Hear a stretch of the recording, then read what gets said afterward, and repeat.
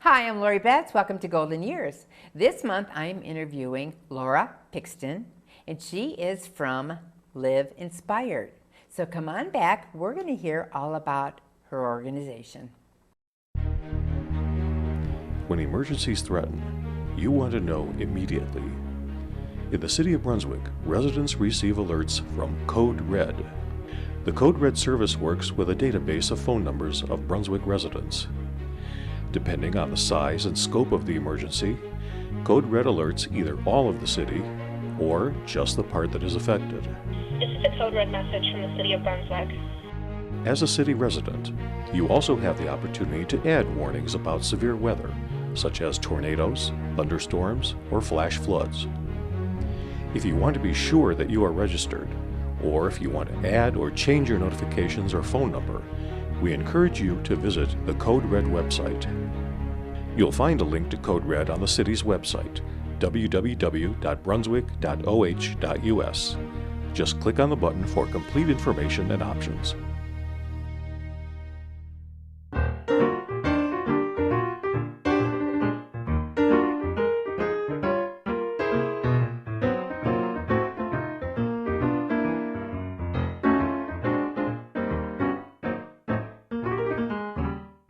Welcome back to Golden Years. I am interviewing Laura Pixton, and she is the founder of Live Inspired.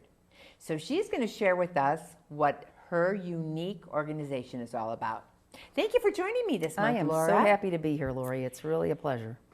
And I was fortunate enough because I am a member of 100 Plus Women, and you were a recipient of our donation. Oh my goodness, that was a very exciting evening for us, for sure. You were excited. It feels good not only to be supported that way, monetarily, but also just to know that people believe in what we do the way we believe in what we do. It was fantastic. That Yeah. is, Yeah. with your big smile, I know Yeah. it just went Oh, probably, and in your organization, a little amount of money can go far. Go a very long way, yeah. So tell my viewers what you are all about. Well, let's start off with how this all started. Yeah, yes. let's do that. Okay, so, I first want to say that other than talking about my kids or my grandkids, this is my favorite thing to talk about. So you may have to slow me down a little bit. Okay, But, all right, we might be here for an hour. and I hope not. But so back in 2014, the fall of 2014, I came across a Reader's Digest magazine, and the front cover said, "Word Power for Babies." And I'm kind of a nerd, so I like those word power games. And my husband and I have raised a bunch of boys, so I love babies. So I could hardly wait to get to this article. So I flipped through, start reading, and first I was intrigued. And then as I kept reading, I was rather convicted. And now I'll tell you why, because I'll describe this article to you a little bit. Starts off talking about how imperative it is for little ones under 4 years of age to be exposed to lots of words, that more than 80% of brain development happens during those first 4 years, that all those neural connections are happening, and that brain is actually growing to the size it will be because of the words that are being inputted into it. And those words are not the words from a TV, they're not the words from a phone conversation in the room next door, they're words that are spoken with and to and interacting with that child. And so I knew about this. I was aware of this. I lived this. I did a lot of talking to my children, But what I was not aware of was what I heard later in this, as the article progressed. I had never heard of a study that shows that many families from economically disadvantaged homes have children that by the age of 3 have heard about 30 million less words than their middle class peers. So this 30 million word deficit has been known for a while now, but I hadn't known about it. And we're not talking about 3 and 4 syllable words, we're just talking about words. And we're not talking about, and families that are in this circumstance are not purposefully not speaking these words. They are simply not aware that, like food, water, shelter, and even the air we breathe, those words are needed for their children's brains to develop appropriately. Sure. They just don't know that. So I was very convicted by that, and it was actually very personally compelling because One of our sons joined our family when he was 15, and his history definitely points to him having suffered this deficit of 30 million words. And so I get to watch him struggle with trying to overcome this adversity. And oh, how many times I wish that was not the case for him. So as I'm reading this article, I was rather solemn and actually almost a little depressed about it. But then the second half of the article was a whole different ball of wax and really just truly lifted my spirits as it was talking about this program that then was called the Parent-Child Home Program. They have rebranded to Parent-Child Plus now. But back then, when it was Parent-Child Home Program, they were talking about a program that was trying to intervene in these families' lives, in these children's lives, at a time that would have the most impact, and that is prior to when they ever get to school. And as I was reading this article and listening to the stories that it was describing and things, I thought, man, this is the answer. This is the answer, you know? And I got done reading the article and I thought, oh my gosh, I have got to get involved with this. How do I do this? So I Googled Parent-Child Home Program, and I got in touch with Michelle, who was the Training and Program Support Director at the national office in Long Island. And I said, Michelle, I love what you guys do. I've got to become involved. How do I do that here in Northeast Ohio? And she said, well, sorry, Laura, but there aren't any sites in Ohio. I was like, what?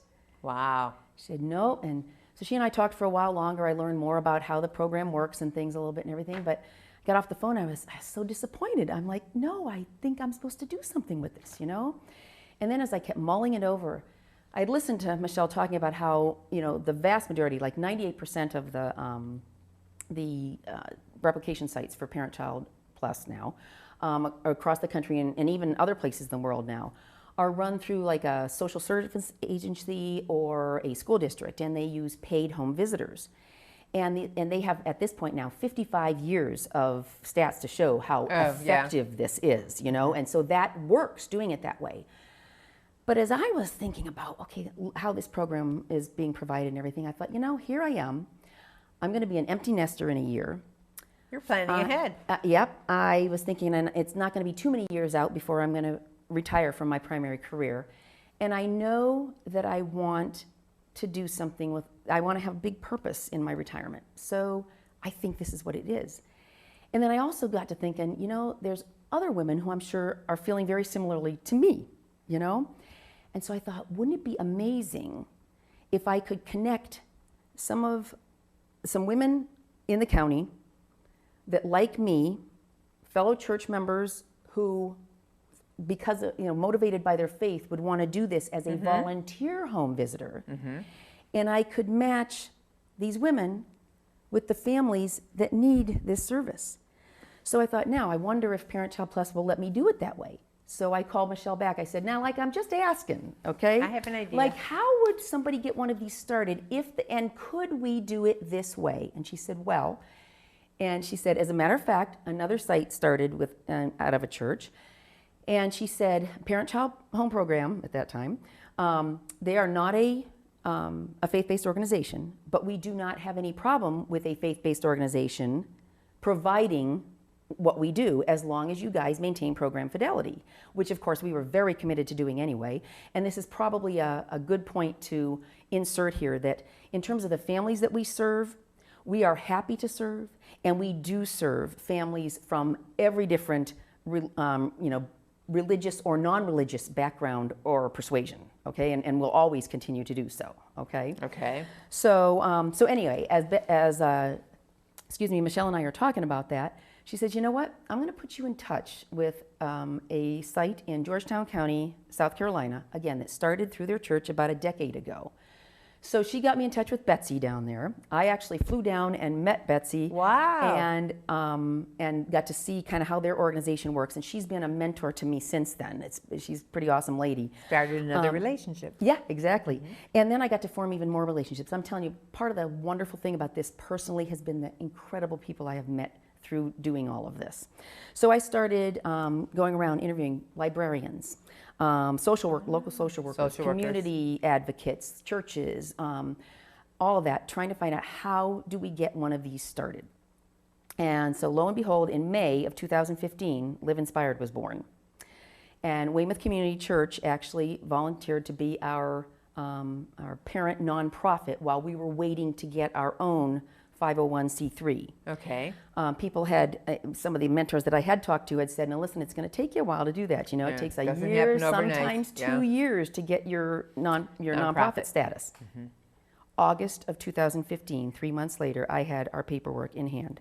3 months, and we were okayed. That was magical. It was, or something else. But we, so anyway, so my husband and I went to a week-long training in Long Island that fall, had raised all the monies to be able to do that and everything.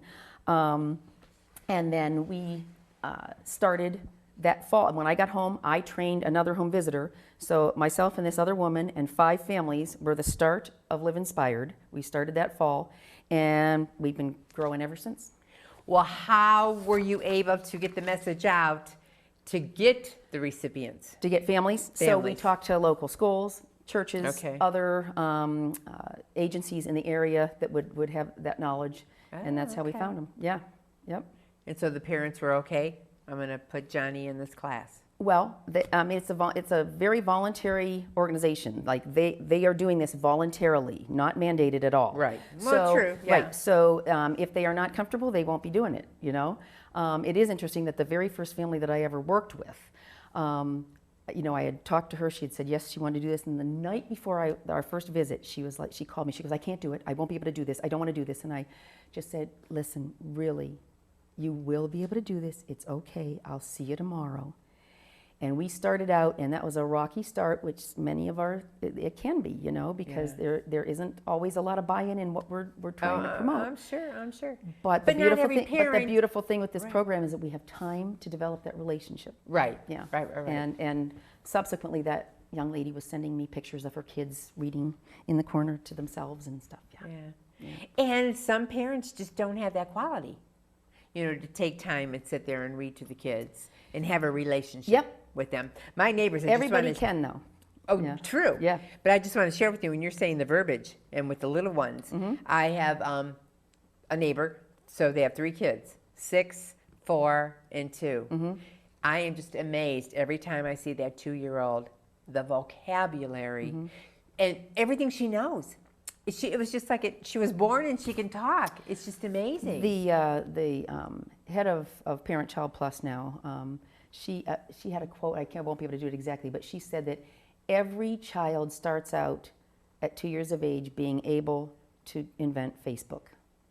I believe it. Every child starts out that way, Yeah. and then it depends on what gets put in. Exactly. So, Oh, yeah. Yeah. Because she mimics the 2 older kids. And so it's just amazing. And someone's sitting there, you're And taking mom and dad time. played a big part in that too. Yeah. Well, Yeah. true. Yeah. But that doesn't happen in all the families. Yeah. So this is an awesome program. Okay, go ahead. So so you probably want to know, like, where are we at this point? Yes. Yeah. So in fact, as I was trying to prep for this, I was remembering back to speaking in front of our church about what we might be able to accomplish with this program. As I was trying to convince them they might want to help us to be able to do this, and I remember clearly, I can still feel being there, imagining, wow, I can't wait till it's a few years from now, and I'm actually talking not about what we could do, but what we have done. And I thought, and here I am talking to See? you. And you're darn proud and this of is it. exactly what we're doing. So, Awesome. yeah, we are nearing the end of our 7th program year, actually. So that's I'm pretty excited to say kudos that. to you. We will have some kids graduating here in May.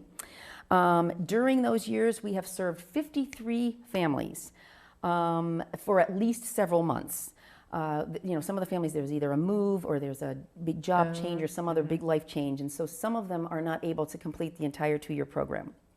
But we actually have 26 of those families that have completed the entire 2-year program.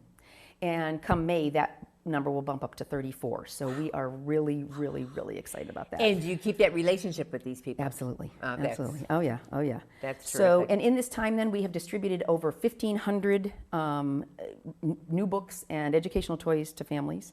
We have provided over 2,800 home visits during that time. Right now, currently, we have 11 volunteer home visitors, and we are serving 19 families this year. So 8 that are going to graduate in May. We had a little bit of smaller group then because, of course, that was in the middle of COVID that we were trying to find new families. And then we have 11 families that are going to be going on to their second year next year. So that's pretty cool. And just from a practicality standpoint, where we are now, we actually, as of 2018, we had an office. So we have an office just west of the square in Medina. So it's no longer my dining room. We now That's actually good. have an That's a office to good be able to point. store all our Good books point. and toys and have meetings and things. In 2018, we actually brought on our first paid employee. So Karen is our part-time executive assistant. She comes to us with incredible graphic arts skills, so that she has done beautiful things with our guide sheets. She's helped me put together a fantastic training manual. She does fabulous communications with our donors and everything. She's just been invaluable. And then in 2019, we were able to bring on a part-time executive director, and Kim has just taken this organization to a whole new level. Awesome. Our goal is ultimately to be serving 30 to 40 families a year.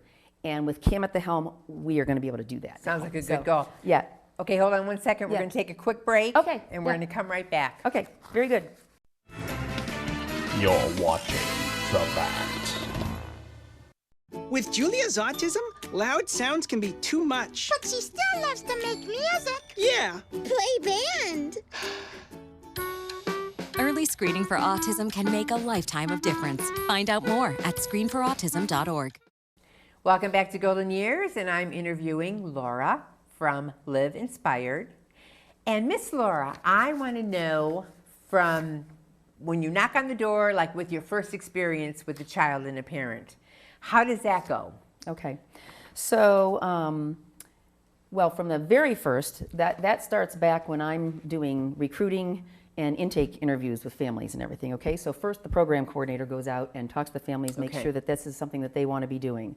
Then ultimately, I am matching them with a home visitor, and they have to do then a meet and greet where they are met. And then that home visitor is on their own for the next couple of years with, well, I shouldn't say on their own, because there's lots of stuff that happens during that time where they are supported in what they're doing with the families, okay?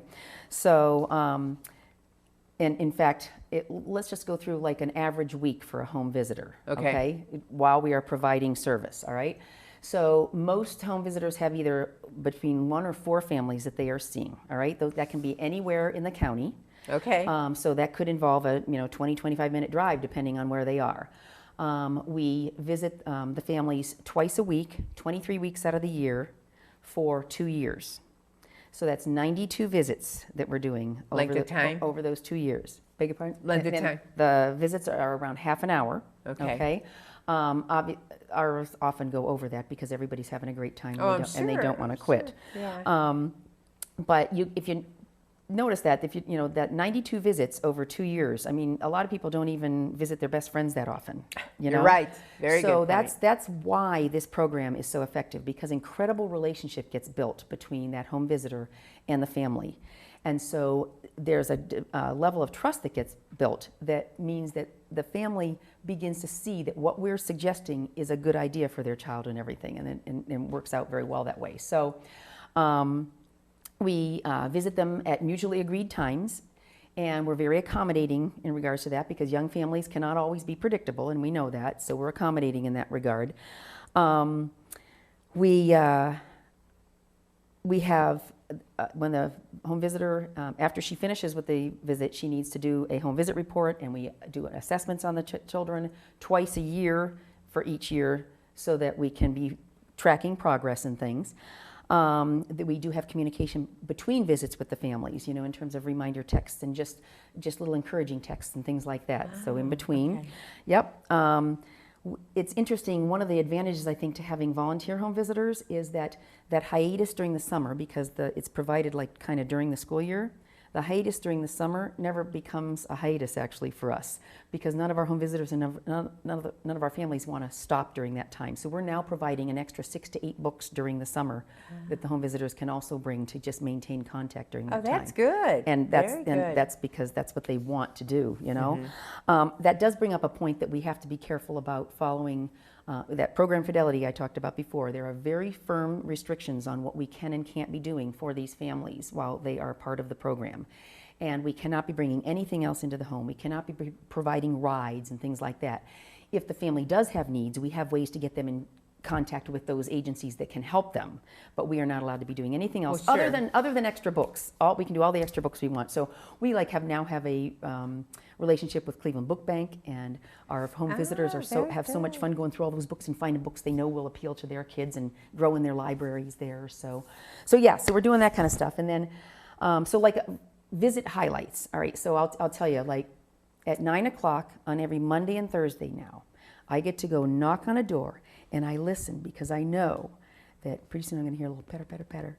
And then I'm going to hear this little signature giggle, and the door is going to open, and there this bright-eyed little girl is going to be ready to turn around and race into the living room to find out what Mama and Miss Laura have for her to do that's fun today, okay? So, and that's the kind of greeting we get all the time. I mean, it's such an upper for us, too. Oh, I'm sure. That warms my heart. It is quite incredible.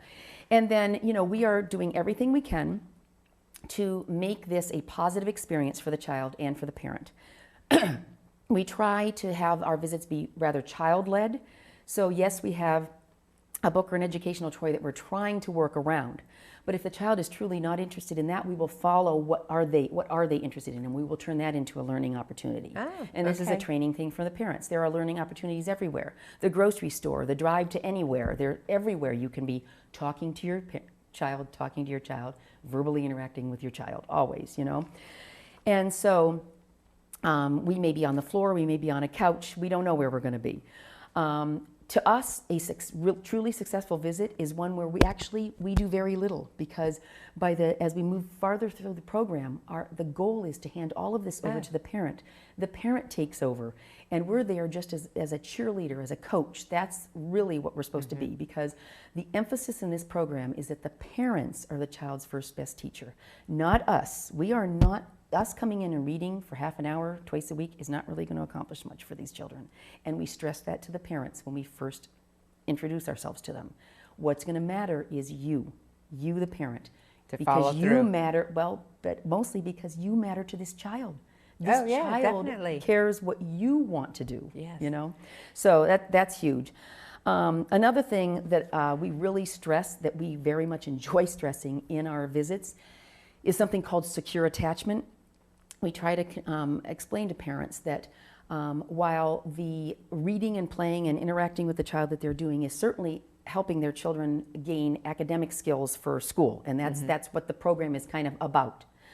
But doing that also provides connection, and we're looking for connection to parents, to secure attachment through things, through eye contact, through being present, through doing things with them, through positive touch, through playfulness.